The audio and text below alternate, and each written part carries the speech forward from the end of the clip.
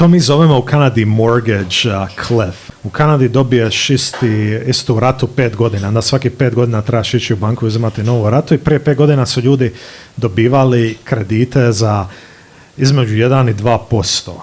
I kad je onda došao COVID i inflacija, su kamate skočile na 6. I onda se vlada i puno ekonomista bojali su se kako će ti ljudi koji su uzeli ogromne kredite između 1 i 2%, kad oni budu trebali sada nakon 5 godina 2026. ići u banku uzesti na 6, će oni moći podnositi taj skok u rati mjesečnoj. Što se dogodilo u zadnjih godinu dana, su te kamate pale sa nekih 6 na 4.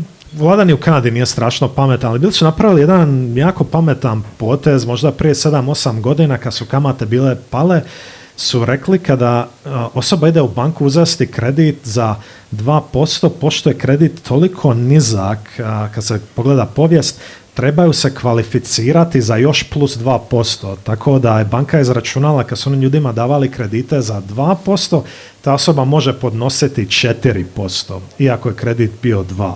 Banke su tako uveli te kredite kroz te aplikacije da ljudi imaju lufta i još su pale kamate sa 6 na 4, a ne vidimo puno posljedica tih skoka u kamatu, ali taj skok je pao sa 4% na 2 i ljudi su prije bili još testirani za dodatna 2. Tako da je to bilo u medijima godinu dana ako bit će kolaps, ali dosta ti ljudi je već počelo uzimati nove kredite koji su uzeli 2020.